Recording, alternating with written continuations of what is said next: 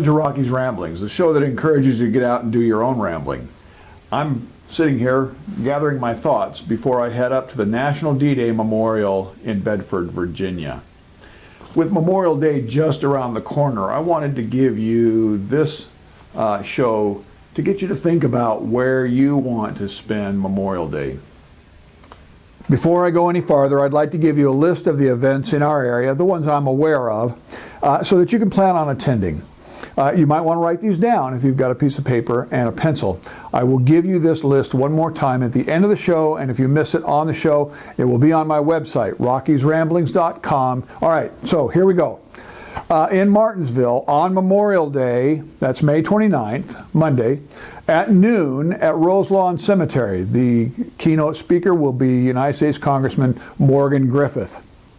All right, Rocky Mount has two events going on. The first is on Memorial Day, Monday, May 29th, at 11 a.m. at the Franklin County Veterans Memorial Park.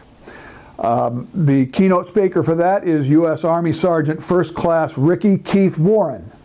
The second event in Rocky Mount is on Saturday, June the 3rd at 10 a.m. at the Franklin County History Museum, and they will have a rifle salute and a Civil War reenactment camp.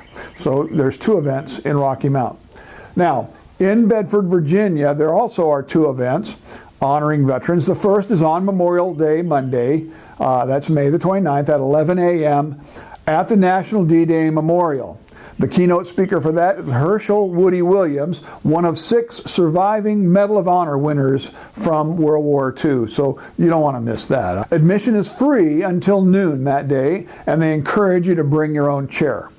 The second event at the National D-Day Memorial is their annual D-Day Commemoration on D-Day. That's Tuesday, June 6th at 11 a.m.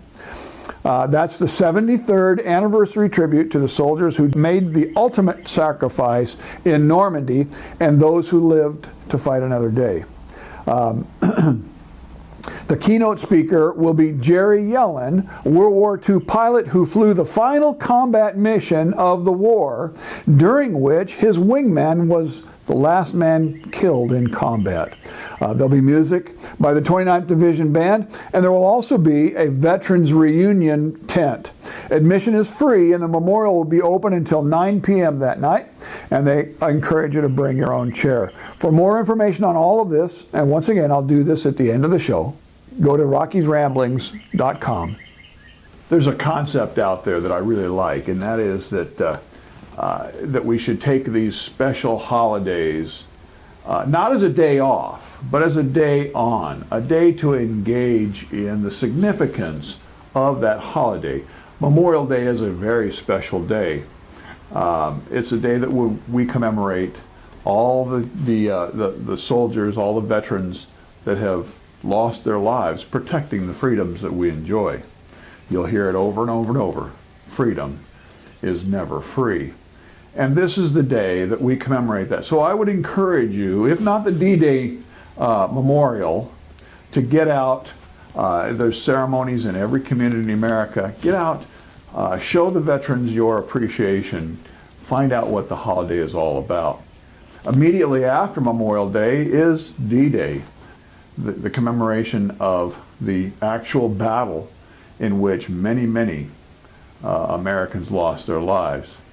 And so I'll be heading up there to commemorate both Memorial Day and D-Day. So come with us to the National D-Day Memorial and see what there is. Well, here we are down at the memorial itself, and I'm with John Long. He is the Director of Education here at the National D-Day Memorial. Welcome to the show. Thank you, Rocky. It's a pleasure to be here at the National D-Day Memorial, and it's a pleasure to have you on the show. And we're here specifically to encourage you to get out and do your own rambling. Find a place where you can commemorate the veterans in your community in a very special way. So let's start right from the beginning. A visitor is looking for a place to go to commemorate veterans or such. What are they going to get out of their experience here? What's unique about the D-Day Memorial? Well, we are the National D-Day Memorial. We are the only place in the country consecrated to remember the D-Day fallen and the men who participated in the greatest land invasion of the war.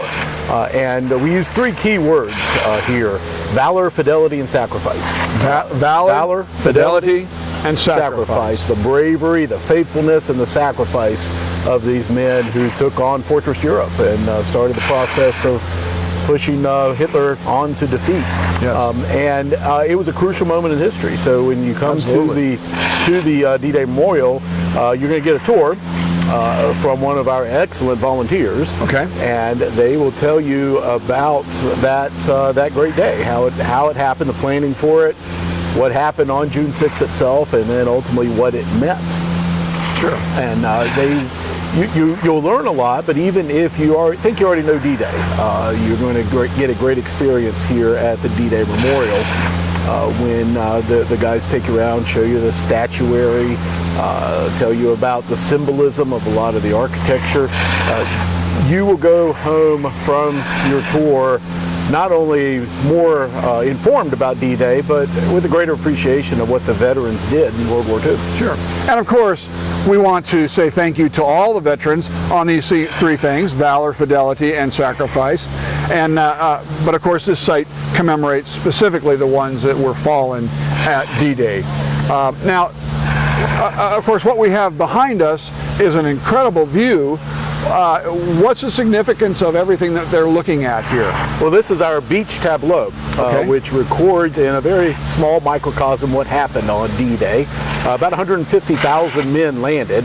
We've got 4 of them on the beach here. Sure. So obviously it's only a microscopic look. And the marble, the Higgins structure, the landing craft. That is our landing craft, to remind people the importance of that vessel to get the men on shore. Absolutely. But that's only the beginning, because then they've got to get off of that, through the water, onto land, across the beach, in order to win the day.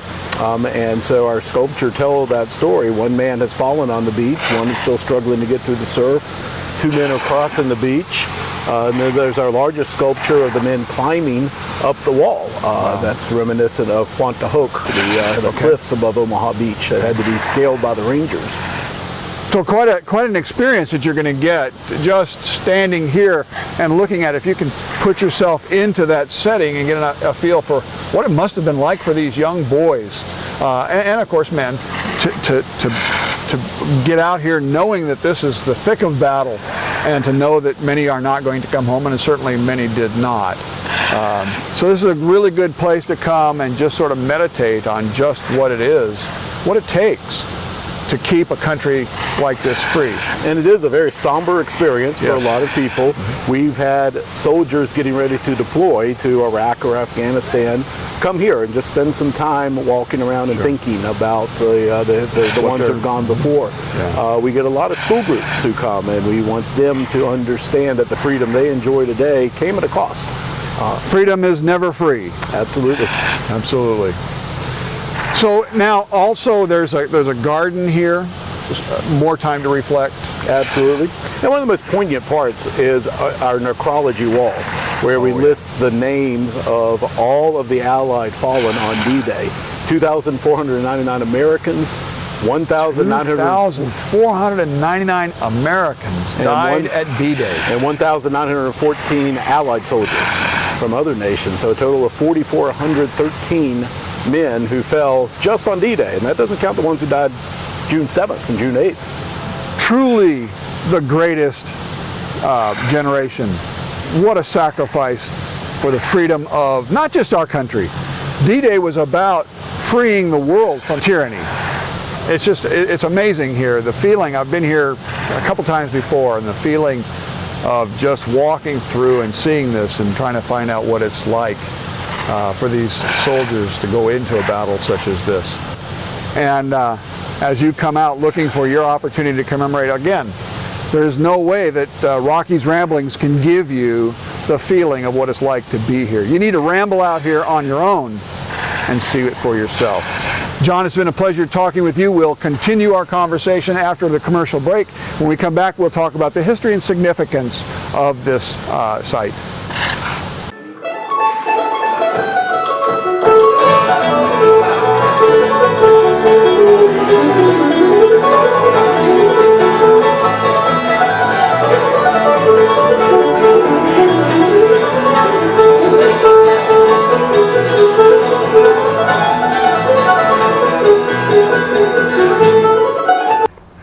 Welcome back. I'm now with John Long, the Director of Education here at the National D-Day Memorial, and we're going to talk a little bit about the history of this. Why is this big memorial right here in Bedford County, and the significance of that? And John, let's just launch right into it. Why is this in Bedford? Well, Bedford had the highest per capita losses of any community in the United States on D-Day itself. On D-Day? Yes. Company A of the 116th Regiment became part of the 29th Division. It was the National Guard unit from here in Bedford, and sent dozens of Bedford boys into the war. And on D-Day, probably within the first hour, 19 men from Company A and one Bedford man from another company died on Omaha Beach. On Omaha Beach. That's a tragedy. And that's the highest percentage per capita. As far as we can tell, that's the highest per capita losses of any community, because there weren't many National Guard units, and so most of the other divisions are made up of men from all over the country. Sure, sure. Well, it's a horrible reason to have something like this in your community, but it is truly a great thing to have here so that we can do just what we're doing in commemorating our wonderful veterans, many of whom lost their lives in the service to our country. So how did the site come about? You know, whose idea was it? Who funded it? How did it get here? Well, the story of the National D-Day Memorial goes back to a D-Day veteran by the name of Bob Slaughter. Bob Slaughter. Bob was a Roanoke native. He was in Company D, the Roanoke National Guard unit, and went in across Omaha Beach. He survived, obviously. Yes. Won 2 Bronze Stars and 2 Purple Hearts for his service in Europe. Came back, like a lot of the World War II veterans, they came back. He didn't talk about the war much. It was something he wanted to put behind him. Sure. But as he got into his senior years, close to retirement, he became a little bothered with some of his other veterans that what had happened on June 6, 1944. Not many people were aware of it, and there was no national monument anywhere to commemorate the men who died on D-Day. And so Bob and his friends put together a committee that became the National D-Day Memorial Foundation, and began looking for a site to build a monument. Originally a fairly small vision, but it grew into something bigger once this land at Bedford became available. Well, good. And so this foundation, was it a nationwide foundation? Was it a local foundation? It was centered here in Southwest Virginia. Okay. And a lot of the original members were from right here in Roanoke or Bedford, but it attracted nationwide attention. Charles Schulz, the cartoonist from the Peanuts cartoon, was a very early supporter, and came because he understood how significant D-Day was. He featured D-Day in his strip every June 6th. And when he found out about this, he became a very ardent supporter. Fortunately, he did not live to see the dedication of the D-Day Memorial, but we still very fondly remember Sparky Schulz. Sure. All right. Well, that's interesting. Charles Schulz. Peanuts. It's amazing the kind of support these kinds of things garner. Now, so the organization, the foundation for the D-Day Memorial, was a national organization centered out of here. How large did the organization become? Well, Congress actually designated this memorial as the National Memorial for D-Day.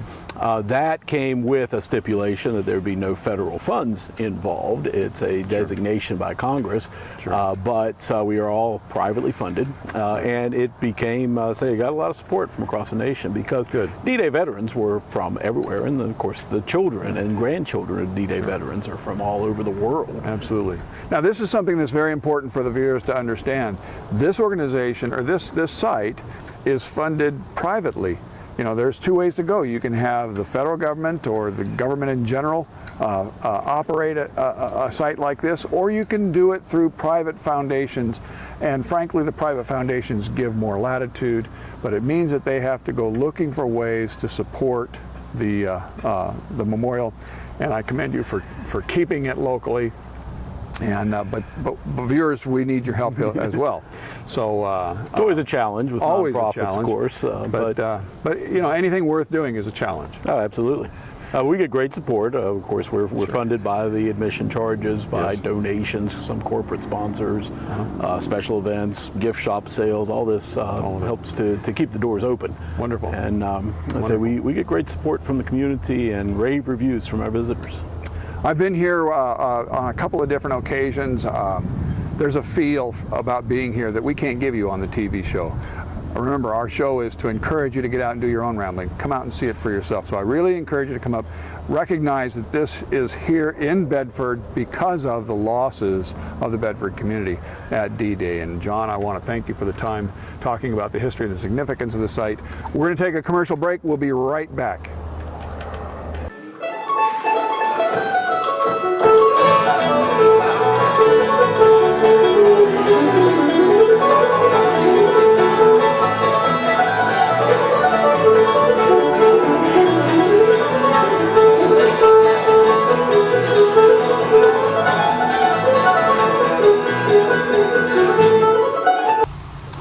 Welcome back. I am now with Angela Lynch, the Associate Director in charge of Marketing.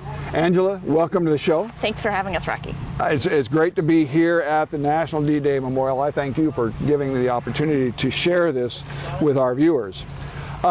We've talked about the visitor experience. We've talked about the history and the significance of this incredible site. You really do need to see this, people. Now I want to talk about what kinds of special programs, special events, and that type of thing do you run out of the D-Day Memorial here?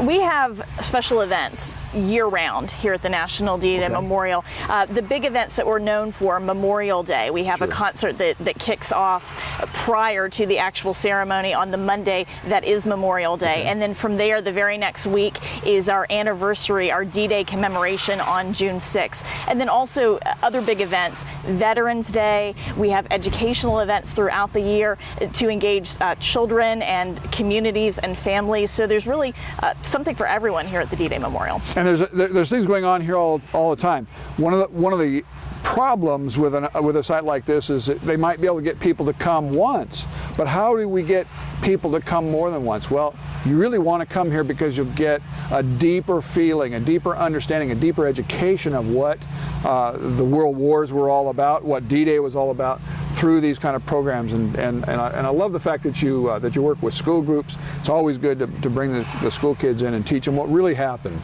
in history. Go ahead. Well, one of the ways that we try to do that to keep people coming back is offering them a different experience each time they visit if they're coming on those special event days in particular. I mean, where else are you going to have the opportunity to come during one visit and hear from one of the surviving Medal of Honor recipients from World War II, and then perhaps on another visit come and hear from a former POW? It's just an amazing breadth of experience that we're able to offer here because, quite frankly, lots of folks are just willing to come and share their time and share their experience with our larger audience here at the National D-Day Memorial. Wonderful. I want to take just a moment to let the viewers know where we're standing. We're standing in the garden. We're below the site that you saw earlier with the battle ensuing. But we're in the garden that commemorates the planning phase. You'll see the great General Eisenhower behind us. This is where they talk about the planning, which is of course a much more somber, quiet thing to do. And of course there's definitely a feeling of that quiet, meditative quality in this garden that we're looking at. And this is where we start our tours. But also, if you're coming here on a special event day, take a few extra minutes and start here because it really gets you in that right frame of mind before you head up to the plaza. And the plaza is where we have our special event seating. And it's designed to look like the English Channel. Here you're in England, you're planning, here in the garden. And then when you step up onto that plaza, you're seated there as if you are crossing the English Channel onto the beaches of Normandy. In the landing craft actually headed towards D-Day. Yes, right in front of you. The crunch of the battle in your face. Wow, very moving. Well, and what's special about it is obviously there are a lot of folks who will never have the opportunity to travel to England, to travel to Normandy, France. So we wanted to do... But that would be quite a rambling. Yes. and we're all about encouraging people to get out and do some rambling. So if you get a chance to go to England, do it. Take me with you, would you? I've been to Normandy, and it's amazing to be there and see the reaction they have to Americans there. It's quite moving. But for individuals who aren't able to make that trip, we wanted to really bring it home and to present the D-Day experience from start to finish, so they can get an idea of what these young men were actually facing, and the thought behind it, the planning, what it may have been like for them crossing the channel on the beach. And when you're sitting up there on the plaza for an event, the speakers are there on the bridge. You've got the statues behind them and in front of them, the Overlord Arch. So it's front of mind. It's just constantly in your mind during the speeches what we're here to represent and what we're here to honor. Well, it's just wonderful. So I encourage you to look into. You've got a website? We do. It's www.dday.org. D-Day.org. I will have that on my website, rockysramblings.com, and so go there. You can see. You have a calendar of events. We absolutely do, right there on the website. And so you can see what kind of events are coming your way, so that you can come out here and see this. You really do need to get out and really experience this. If this kind of experience doesn't convince you that we are the greatest nation on the planet and that we truly have the greatest generation, well, there's just something wrong. So plan on getting out here, plan on seeing this. Angela, I want to thank you for allowing me to come and do this show. I want to thank you and John for being on the air, and we look forward to the next time we get a chance to commemorate something here at the National D-Day Memorial. You've heard me say it before, that souvenirs are an important part of travel. It's a good way to remember the wonderful trips you've had, the many different ramblings you've been on. So I encourage you to spend some time at the gift shop at the National D-Day Memorial. Pick up something that will remind you of perhaps a family member or someone that you knew, or maybe a gift for someone who has lost a loved one who was in World War II. It's a great way to remember, to help somebody else remember the National D-Day Memorial. And it's also a good way to help fund this privately run memorial. So take time to get into the shop as part of your visit to the National D-Day Memorial. Before I go, I'd like to give you a list of the events in our area, the ones I'm aware of, so that you can plan on attending. You might want to write these down if you've got a piece of paper and a pencil. And if you miss it on the show, it will be on my website, rockysramblings.com. So here we go. In Martinsville, on Memorial Day, that's May 29th, Monday, at noon at Roselawn Cemetery. The keynote speaker will be United States Congressman Morgan Griffith. All right, Rocky Mount has two events going on. The first is on Memorial Day, Monday, May 29th, at 11 a.m. at the Franklin County Veterans Memorial Park. The keynote speaker for that is U.S. Army Sergeant First Class Ricky Keith Warren. The second event in Rocky Mount is on Saturday, June the 3rd at 10 a.m. at the Franklin County History Museum, and they will have a rifle salute and a Civil War reenactment camp. So there's two events in Rocky Mount. Now, in Bedford, Virginia, there also are two events honoring veterans. The first is on Memorial Day, Monday. That's May the 29th at 11 a.m. at the National D-Day Memorial. The keynote speaker for that is Herschel Woody Williams, one of 6 surviving Medal of Honor winners from World War II. So you don't want to miss that. I certainly don't want to miss that. Admission is free until noon that day, and they encourage you to bring your own chair.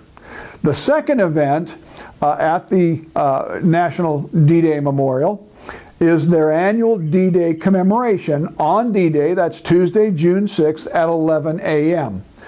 That's the 73rd anniversary tribute to the soldiers who made the ultimate sacrifice in Normandy and those who lived to fight another day.